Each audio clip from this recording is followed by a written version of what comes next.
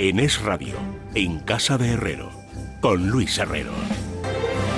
Muy buenas tardes, señoras y señores. Bienvenidos al atardecer de este martes, día 25 de abril de 2023. Ahora, dentro de nada, ya debe estar empezando el cara a cara entre el presidente del gobierno y el jefe de la oposición, Alberto Núñez Feijóo, en el Senado. Saben que esto sucede con cierta regularidad y siempre que hay un cara a cara de este tipo, como no podemos asistir a estos enfrentamientos en el Congreso porque Núñez Feijóo no es diputado, pues le prestamos una especial atención informativa. De tal manera que no les voy a someter a la tortura de asistir en directo a toda la primera intervención del presidente del gobierno, porque entre otras razones no sabemos lo que puede durar. Ya saben que el gobierno tiene el privilegio de no estar limitado en el tiempo y ha habido momentos, ha habido algún antecedente de estos enfrentamientos donde el presidente del gobierno, Pedro Sánchez, ha hablado durante más de una hora. Lo mínimo creo que tenemos registrado 34 minutos, no me quiero equivocar, pero me parece que esa fue la intervención mínima. Pero luego tendremos la oportunidad de escuchar la réplica de Alberto Núñez Feijóo, que es así que está tasada en el tiempo, tiene 15 minutos, aunque supongo que le dejarán algunos minutos más de margen y luego las dúplicas. Mientras tanto, yo les voy a contar algo que me imagino, casi me jugaría el bigote, a que va a formar parte, en fin, privilegiada del enfrentamiento de los señores Sánchez y Núñez Feijóo. ¿Por qué? Pues porque ya se han instalado en la agenda preelectoral como los dos asuntos, no dos de los asuntos, no, los dos asuntos al menos de la pre-campaña, que son Doñana y la vivienda. Ya saben, porque nos dio tiempo a contarlo ayer por la tarde y además de comentarlo en la tertulia, que la Unión Europea, la Comisión Europea, por decirlo mejor, pues sacó un comunicado después de la entrevista que había mantenido el comisario de turno con el consejero del Medio Ambiente del Gobierno andaluz, diciendo que lo que pretende hacer el Gobierno andaluz no va por el buen camino. Y naturalmente pues eso redobló la insistencia por parte del Partido Socialista y de todos los partidos de la izquierda, diciéndole al señor Moreno Bonilla: por aquí no puede ir, nos vamos a meter en un lío, nos van a dejar sin fondos europeos, nos van a volver a sancionar, el gobierno no lo va a permitir, en fin, el lío y el ruido de fondo que ustedes ya conocen, a pesar de que Moreno Bonilla había avisado de que no tenía ninguna intención de hacer unilateralmente nada, que quería negociarlo, que lo querían negociar con el gobierno de España y también con la Unión Europea. Y esa misma idea es la que esta mañana Javier Maroto, que es el portavoz del Partido Popular en el Senado, ha vuelto a establecer como, digamos, línea argumental de su propio partido. No hay ninguna ley aprobada y la Junta de Andalucía ha dicho que se trata de que el agua que sobra por la parte superficial de Doñana se pueda utilizar para los regadíos porque se quiere proteger a los agricultores, que es un sector económico. Y también, igual que ha dicho eso, ha dicho que va a atenerse a todas las cuestiones que tienen que ver con el cambio climático, con el respeto al medio ambiente, con el respeto al Parque Natural de Doñana y a las apreciaciones que haga la Unión Europea. No habrá ninguna ley autonómica si no se cumple todo eso. Una de las cosas que tiene que cumplir es esa negociación con la Unión Europea, que habrá que conocer con más detalle la respuesta. Ayer vimos en ese comunicado de la Comisión una primera posición, una toma de posición genérica, es decir, no concreta, y me imagino que esto abrirá paso a una negociación un poquito más concretable en puntos que se puedan identificar. Pero es que además, lo acaban de escuchar en boca del señor Maroto y lo ha vuelto a repetir la portavoz parlamentaria del Partido Popular, Cuca Gamarra, ellos lo que quieren, lo que le reclaman al gobierno de España es la posibilidad de sentarse también con ellos y hablar. Que diferencia que ayer un comisario europeo en apenas horas cerrara un encuentro con un gobierno autonómico y, sin embargo, el gobierno de España se niegue a abordar, como se ha ofrecido el gobierno de Juanma Moreno, una cuestión que entre todos se puede abordar con total normalidad. Vale, pues no se va a producir esa escena que quiere el Partido Popular, porque hoy, después del Consejo de Ministros, es martes, y ya saben que todos los martes se reúne el Consejo de Ministros, ha habido rueda de prensa posterior al Consejo, y ha aparecido, aparte de la ministra portavoz, Teresa Rivera, también el ministro Planas, como veremos enseguida. Y Teresa Rivera, que es la ministra que tiene la jurisdicción de Medio Ambiente en su cartera, ha dejado claro que ellos no negocian nada ilegal con la Junta de Andalucía y que hasta que no retiren la ley, no piensan hablar con ellos. Pero así de claro. Tan pronto tengamos un marco legal y compatible con el derecho europeo, podemos hablar de lo que se quiera, pero no vamos a negociar ilegalidades. Así que tan pronto se retire esta proposición que tanto daño está generando a la imagen de España y sus agricultores, a la credibilidad como Estado de Derecho que cumple con sus obligaciones jurídicas en el marco de la Unión Europea, pero también en el marco constitucional, no tendremos ningún inconveniente. Es más, creo que es importante hacerlo. Bueno, esta falta de diálogo y esta negativa a favorecer lo que quería hacer el Gobierno de Andalucía tiene daños colaterales, y algunos daños colaterales afectan a la cartera de votos del Partido Socialista, porque hay muchos municipios onubenses gobernados por el PSOE que querían que se legalizaran esos pozos ilegales, porque mucha gente de esos pueblos viven de esa cuestión de la agricultura, aunque eran inicialmente tierras de secano, se han ido convirtiendo de manera ilegal en tierras de regadío, y por lo tanto esto es lo que quieren estos ayuntamientos, que se legalice esa actividad, y eso es lo que no se va a poder hacer si el Gobierno no se sienta a negociar alguna solución concreta para estas personas. Pero como el Partido Socialista no quiere perder votos, ¿qué ha hecho? Pues hoy ha sacado una medida que ha anunciado el ministro Planas, ministro de Agricultura, para decirle a todos aquellos que viven de la agricultura: tranquilos, ya seáis onubenses, andaluces, castellano-leoneses, asturianos, cántabros o catalanes, porque a todos vosotros os vamos a tener presentes en esta campaña del IRPF y vais a pagar menos que el resto de los ciudadanos. Teniendo en cuenta las circunstancias excepcionales de esta campaña, el Ministerio de Hacienda, en la orden publicada en el Boletín Oficial del Estado en el día de hoy, y el Gobierno de España han decidido reducir con carácter general un 25% los módulos de la estimación objetiva singular, a la cual se acogen más de 828.000 agricultores y ganaderos en nuestro país. Bueno, ya se ve que estamos en pre-campaña electoral, por eso les he dicho que Doñana y todo lo que tiene que ver con los problemas de fondo de Doñana están presentes en la actualidad diaria, y yo creo que con toda seguridad van a estar presentes en el cara a cara entre Sánchez y Núñez Feijóo en el Senado. Aparte de estas posiciones que ya conocemos, desde el principal partido de la oposición y de los miembros del Gobierno, está la posición del resto de las formaciones políticas, y naturalmente aquí la izquierda está claramente alineada con la posición gubernamental, empezando, como no podía ser de otra manera, por el propio Partido Socialista. Su portavoz, Patxi López, esta mañana en Onda Cero ha hecho esta afirmación. No se puede prometer repartir lo que no hay, y en Doñana no hay agua prácticamente, y por lo tanto no se pueden hacer por electoralismo adoptar decisiones que la poca agua que queda acabe secando definitivamente Doñana. Y a nosotros nos interesa fundamentalmente preservar un parque que no es patrimonio ni andaluz ni español, es patrimonio de la humanidad. Bueno, y en esto, y eso casi es noticia, no hay fisuras con Unidas Podemos. En otras cuestiones sí, pero en esta no. En esta Unidas Podemos y el Partido Socialista van de la mano. La única diferencia es de estilos. Es decir, el señor Patxi López, aunque tiene últimamente una cierta tendencia a ponerse un poco bravucón, dialécticamente hablando, pues es mucho más comedido, sobre todo en las ideas, que el señor Echenique, que es el portavoz de Unidas Podemos. Nosotros hemos dicho que Moreno Bonilla parece el Bolsonaro andaluz porque está poniendo por delante del acceso al agua y por delante de la protección del medio ambiente intereses económicos cortoplacistas. Bueno, hasta aquí lo que les puedo contar del debate a propósito de Doñana, a la espera, insisto, de lo que diga Sánchez o lo que le pueda replicar Núñez Feijóo en ese cara a cara en el Senado. Y el otro gran asunto, al menos de la pre-campaña, es el de la vivienda. Ya saben que la ley de vivienda va a salir adelante por un pacto que establecieron inicialmente el Partido Socialista, Esquerra Republicana de Cataluña y Bildu, al que luego se sumó Unidas Podemos. No solo se sumó, sino que además reclamó la paternidad, diciendo: esta ley existe porque nosotros fuimos los primeros en pedirla. Es decir, que ahí la mayoría gubernamental parece que tiene muy pocas fisuras, está muy cohesionada. Y de esto, pues hay un montón de declaraciones en el día de hoy, en dos asuntos concretos, en lo general y en lo particular.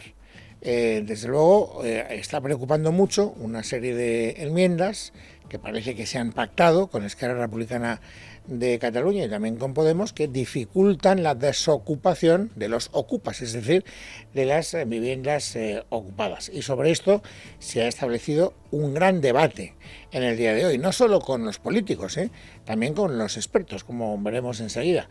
Y se han ido, digamos, manteniendo posiciones en la izquierda muy parecidas y en la bancada de enfrente, la bancada del centro derecha, también de una manera cohesionada, pero naturalmente argumentalmente contraria, opuesta, antagónica a la de la bancada del gobierno y de sus socios. Vamos a escuchar varias declaraciones. La primera de ellas, la de Yolanda Díaz. Hay centenares de miles de familias que no pueden abordar el pago del arrendamiento del alquiler en nuestro país. Y ahora tenemos la gran oportunidad, por primera vez en democracia, de tener una ley de vivienda que las personas que tienen dificultades, pues vamos a mejorar las garantías de habitabilidad y, por tanto, la protección de los derechos. Es interesante porque esto es el reconocimiento de que esas enmiendas existen. Saben ustedes que ayer, cuando las publicaba el diario El Mundo, fue portada del diario El Mundo en el día de ayer, mucha gente no se había enterado, y las reacciones de ayer eran, pues no conozco las enmiendas, pues vamos a ver qué dicen las enmiendas. Bueno, pues aquí está el reconocimiento por parte de la ministra de Trabajo de que efectivamente se va a tratar de favorecer a aquellas personas que, ocupando una vivienda, no puedan pagar. Bueno, el señor Echenique ha dicho lo mismo, pero con su propio estilo. Sugerir que proteger a toda esa gente frente a los desahucios sirve para que haya más ocupaciones es decir que toda esa gente, o la inmensa mayoría, son potenciales ocupas. Y no es el caso en España. Bueno, esta es la posición de los partidos que apoyan al gobierno. Y enfrente tenemos a los partidos que están en la bancada de la oposición. Les decía al principio, no hay ninguna fisura y no la hay. Van a ver que el discurso que hacen tanto el Partido Popular como Vox como Ciudadanos se parecen mucho. Incluso, que esto también a veces es noticia, el discurso que hacen dentro del Partido Popular distintos interlocutores del Partido Popular. Por ejemplo, Cuca Gamarra, la portavoz parlamentaria del PP. ¿Qué opina? Escuchen.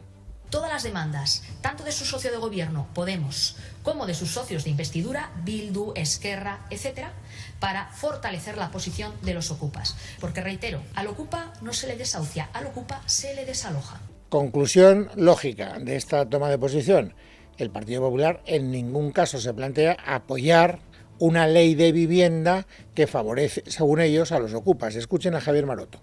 Nosotros no vamos a apoyar una ley que hace la vida más fácil al que ocupa una casa de forma ilegal y más difícil al pequeño ahorrador, a una familia que con los ahorros de su vida ha comprado una vivienda y queda indefensa ante un gobierno de Sánchez que prefiere tener los votos de sus socios para seguir en la Moncloa antes que ayudar a la propiedad privada, a los ahorradores, a quien tiene una vivienda en este país. Bueno, les decía que íbamos a encontrar muy pocas discrepancias argumentales entre los tres partidos del bloque del centro-derecha. Y así es, han escuchado ustedes a Maroto y a Gamarra. Espinosa de los Monteros ha sido el encargado de fijar la posición de su grupo, que es Vox. Defendemos, antes que nada, frente al inexistente derecho a la ocupación, el derecho a la propiedad. No existe el derecho a la usurpación, existe el derecho a la vivienda en propiedad, como existe el derecho a la propiedad privada. Inés Arrimadas. La CUP, Esquerra y Podemos están entusiasmados con esta ley de vivienda de Sánchez. Por tanto, ya con eso se puede saber que los más felices de España van a ser los ocupas.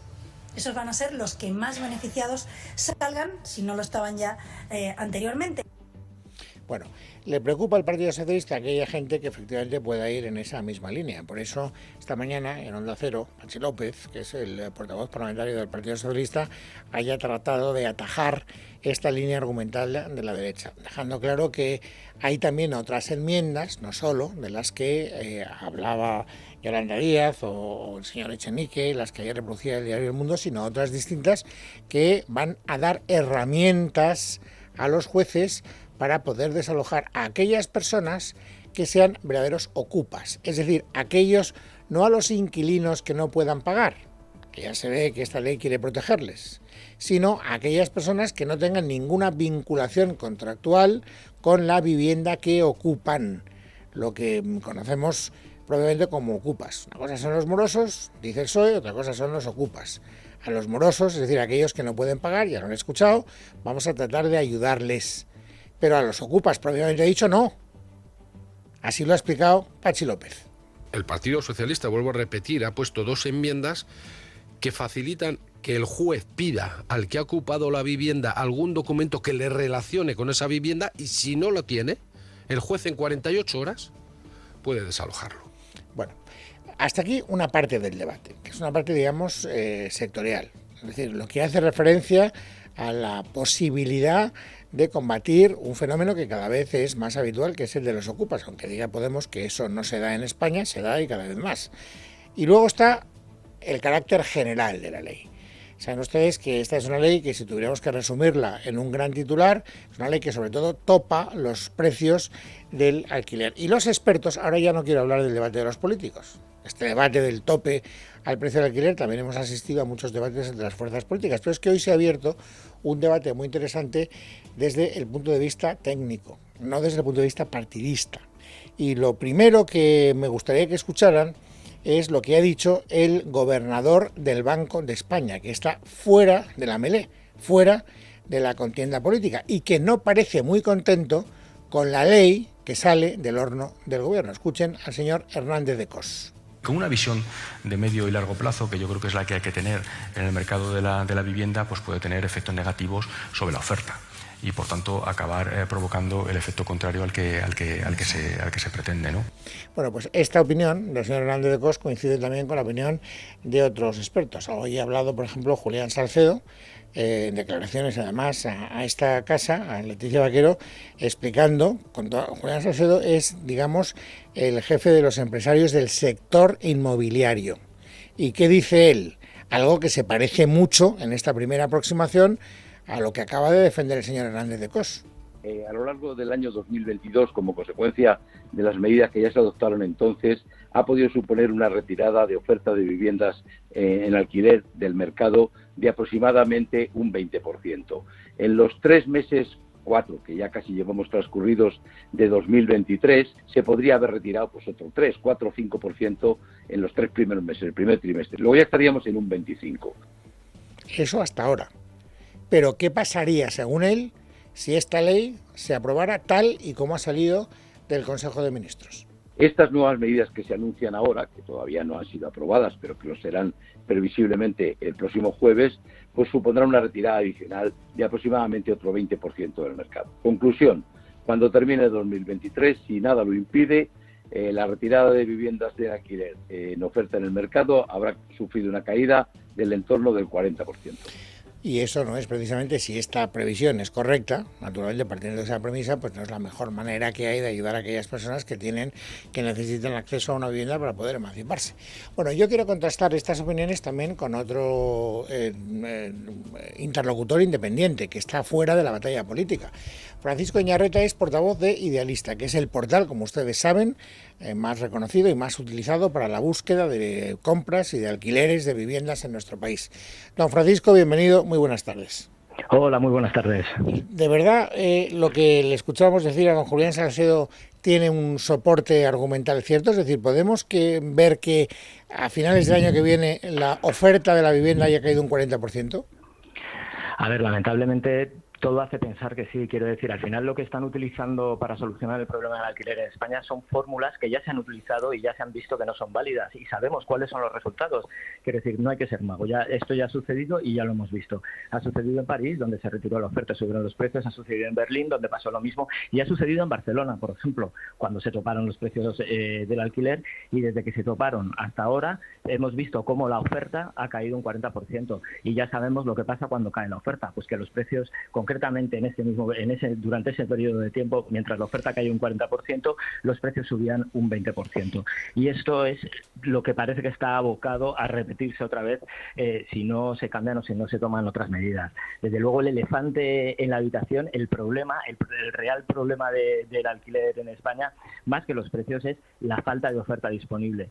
Y las medidas que se han anunciado que ya veremos si se aprueban el jueves, lejos de ir encaminadas a hacer aflorar nuevo producto en el mercado, que ya hemos visto y lo hemos comprobado empíricamente, lo comprobamos durante la pandemia, aumentó la base de datos, la base de oferta disponible y cayeron los precios. Pues lejos de tomar una serie de medidas que hagan aflorar nuevos precios en el mercado, las medidas que están tomando parece que están criminalizando a los propietarios que de alguna manera pues no lo reciben bien y retiran sus viviendas del mercado. Pero, don Francisco, entre las medidas que ha anunciado el Gobierno está también la de poner en el mercado nuevas viviendas, ya sean las del Sareb o ya sean esas 40.000 que se comprometió el Gobierno a habilitar en un plazo breve de tiempo. Bueno, las del Sareb no se sabe ni dónde están ni en qué situación están. De las viviendas que se prometían en un principio, la cifra se ha ido reduciendo y el otro día en los medios de comunicación salía que para la Comunidad de Madrid, donde el problema es muy acuciante, el problema de alquiler es muy grave en la Comunidad de Madrid, había, me parece, que 3 viviendas disponibles. Con las del Sareb no podemos contar. Además, que nadie se eche las manos a la cabeza, pero si esas viviendas están todavía ahí después de llevar 10, 12 años en la cartera del Sareb, es porque la gente no quiere vivir en ellas. No sabemos, como decimos, dónde están, en qué condiciones se encuentran, ni si están ocupadas y se va a poder entrar. Y con respecto a la construcción, pues está muy bien que se construya y que se haga acuerdos entre lo público y lo privado para construir vivienda asequible. Pero no nos engañemos, los procesos de construcción de viviendas también llevan su tiempo. Claro. No es un problema que nos vaya a solucionar el problema ahora mismo, o sea, no es una solución que nos vaya a dar ahora mismo para el problema que tenemos. Y esto me lleva a la última pregunta, que es la que a mí me parece que más interesa a los oyentes que estén buscando vivienda, que se quieran emancipar en un plazo de tiempo breve y que no pueden, porque usted me dice, habría otras alternativas, que es aumentar la oferta. Pero ¿cómo aumentamos la oferta? Como usted muy bien dice, la construcción de nueva vivienda lleva un tiempo. Por lo tanto, este año, el año que viene, dentro de 2 años, ¿cómo podemos hacer que el precio de la vivienda baje para que sea asequible, para que sea accesible a las personas que están cobrando, como usted sabe, lo que están cobrando hoy en día las personas jóvenes? Por supuesto, y hay muchos colectivos que necesitan ayuda para tener acceso a la vivienda en alquiler. ¿Cómo lo solucionaría? Pues de alguna manera fomentando políticas que hagan aflorar nuevo producto. Y esto pasa por dar seguridad jurídica a los propietarios, y esto es importantísimo, seguridad jurídica a los propietarios y no criminalizándolos, porque no nos olvidemos, los propietarios no son el problema del alquiler en España, los propietarios pasan por ser la solución. Entonces, o sea que, lejos de criminalizarlos, lo que habría que darles es, de alguna manera, facilitarles que saquen esas viviendas al mercado y que dejen de retirarlas como lo están haciendo ahora para ponerlas en el mercado de compraventa. O sea que en este contexto quiero interpretar, don Francisco, que usted tampoco ve con buenos ojos esas enmiendas que van a hacer más difícil que las personas que no pueden pagar el alquiler tengan que abandonar la vivienda. A ver, pero es que al final esto es de cajón. Si retiramos viviendas del mercado, si los propietarios están retirando viviendas del mercado, esto, por un lado, hace que los precios se tensen y, por otro lado, está dificultando aún más el acceso precisamente a los colectivos que más lo necesitan. ¿Por qué? Pues porque van a ser muchas más personas solicitando una misma vivienda. El propietario va a tener muchas más viviendas donde poder elegir. ¿Y qué inquilino va a querer el propietario? Pues el que le ofrezca más seguridad, lógicamente. Don Francisco, le agradezco que nos haya atendido. A ver si encontramos una solución que sea buena para todos. Gracias y hasta la próxima. Hasta la próxima. Buenas tardes. Martes 25 de abril de 2023. Vamos, amigos, ahora a completar el paisaje informativo sobresaliente de este día. Esther Nieto, bienvenida. Buenas tardes. Buenas tardes, Luis. España afronta una semana de altas temperaturas poco frecuentes en esta época del año. Los termómetros alcanzarán los 30 grados en muchos puntos del país e incluso se llegará a los 40 grados en Andalucía. Un escenario que no hace más que empeorar la sequía que vivimos y que está teniendo graves consecuencias para los agricultores. De hecho, los regantes han pedido hoy ayudas ante una situación que califican de desesperada. Juan Valero es portavoz de la comunidad de regantes FENACORE. El coste de la sequía viene a ser de 1.500 millones de euros anuales, pero esta sequía de este año va a ser muy superior. La sequía solo de este año en el Guadalquivir pues va a ser seguro superior a los 3.000 millones de euros. El Gobierno ha acordado con la Iglesia Ortodoxa, la Unión Budista, la Iglesia de Jesucristo de los Santos de los Últimos Días y los Testigos de Jehová que tengan la misma fiscalidad y disfruten de los mismos beneficios que otras confesiones, como la Iglesia Católica. Una decisión que han criticado hoy desde Más País y el portavoz de Unidas Podemos, Pablo Echenique. Nosotros pensamos que la Iglesia Católica tiene privilegios fiscales. Lo que pensamos que hay que hacer es que la Iglesia Católica pague los mismos impuestos que cualquier español y a partir de ahí equiparar a las demás confesiones a esa situación. No a la baja, como se ha hecho, sino que todas las confesiones, incluida la Iglesia Católica, paguen lo que paga cualquier español. Juan Carlos I ha abandonado hoy España tras permanecer ingresado día y medio en la clínica Anitua de Vitoria, donde se ha sometido a un chequeo médico. Precisamente el mismo día en el que el rey emérito regresa a Abu Dhabi, Unidas Podemos ha dirigido un escrito a la mesa del Congreso en el que pide retirar de la Cámara Baja los cuadros y bustos de don Juan Carlos, al que tacha de delincuente confeso, y dicen que su imagen es una humillación a la soberanía nacional, algo a lo que respondían hoy sus socios del PSOE. Isabel Rodríguez es la portavoz del Gobierno. El interés del Gobierno esta semana en el Congreso de los Diputados, donde está centrado, es en las preocupaciones de los españoles y en esa respuesta que se está ofreciendo, que emanó del Gobierno y que se ha mejorado en el Congreso de los Diputados, que es la Ley de Vivienda. Eso es donde el Gobierno presta atención. Saben ustedes, en este país las imágenes del rey se enmarcan dentro de los cumplimientos normativos de la ley. Estamos en una monarquía parlamentaria y el actual Gobierno, con quien trabaja cada día y con una magnífica relación, es con el rey Felipe VI. El Comité de Huelga de los Sindicatos de Funcionarios de la Administración de Justicia ha anunciado este martes en rueda de prensa 6 nuevas jornadas de paro para aumentar la presión hacia el Ministerio de Justicia. Además, han pedido la dimisión de la titular de la cartera, Pilar Job. Miguel Ángel Pérez, buenas tardes. Buenas tardes. En una rueda de prensa conjunta, los sindicatos CESIF, Comisiones Obreras, STAG y UGT han señalado que al ya anunciado paro de 24 horas del próximo 4 de mayo suman el 9, 10, 11, 16, 17 y 18 del mismo mes. Además, piden la dimisión inmediata de Pilar Job por estar ausente ante el conflicto que se vive en el Ministerio de Justicia mientras se pasea por la Feria de Abril de Sevilla vestida para la ocasión. Reprobamos la actitud de la ministra de Justicia, que ayer hizo unas declaraciones en el Real de la Feria de Sevilla que nos parecen indignantes, aludiendo a la crisis económica y vestida para la ocasión. Esa fotografía ha indignado aún más y ha soliviantado aún más los ánimos de los funcionarios de justicia, que lo ven como una auténtica falta de respeto. Y por esa razón, desde este comité de huelga, pedimos la dimisión de la ministra Pilar Job. Los funcionarios de justicia reclaman mejoras retributivas y han indicado que el día 4 celebrarán una concentración de trabajadores ante el Ministerio de Justicia. El juez del Tribunal Supremo, Pablo Llarena, va a esperar una semana para decidir si reactiva la orden de detención contra la exconsejera Clara Ponsatí. Después de que ésta no acudiera ayer a declarar ante el alto tribunal, Ponsatí ha dicho hoy que se plantea volver la semana que viene a Cataluña. Esmeralda Ruiz. Clara Ponsatí amenaza con volver incluso la semana que viene. Asegura que no teme una nueva detención, insiste en su inmunidad y hasta presume de que la reforma del Código Penal pactada con el Gobierno le ha facilitado este juego de constante provocación. Otra cosa es que se lo reconozca a Esquerra. Los de Junqueras le piden además que declare ante el Supremo. Respondía en Racuno. És que això de plantar cara, una cosa és... Es que eso de plantar cara, una cosa es poner la cara para que te la abofeten, que no lo pienso hacer, y la otra es no ponérselo fácil. Y sí, es posible que a mí me acaben condenando por desobediencia, es verdad. Y ese escenario es muy posible, claro que sí, pero no hace falta que le hagamos nosotros su trabajo. Por cierto, que la portavoz de la Generalitat también ha salido hoy en defensa de la actuación de los Mossos d'Esquadra, quienes ayer Ponsatí llamó cobardes. La defensa de la fugada no ha respondido aún al requerimiento del juez Llarena. Hoy El Mundo informa del aviso del fiscal de que la inmunidad parlamentaria no se puede concebir como un privilegio personal. Recordamos que es el Tribunal General de la Unión quien debe resolver este asunto y que podría definir no solo si el levantamiento de la inmunidad se hizo de manera correcta, sino además cuál es el alcance y si todos los fugados están protegidos también en España, en contra de lo que sostiene Llarena.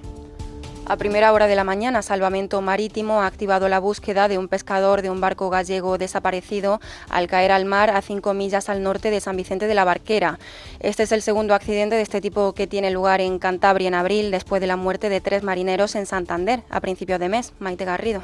Salvamento Marítimo ha activado a primera hora de esta mañana la búsqueda de un pescador de un barco gallego con base en el municipio coruñés de Camariñas desaparecido al caer al mar a 5 millas al norte de San Vicente de la Barquera.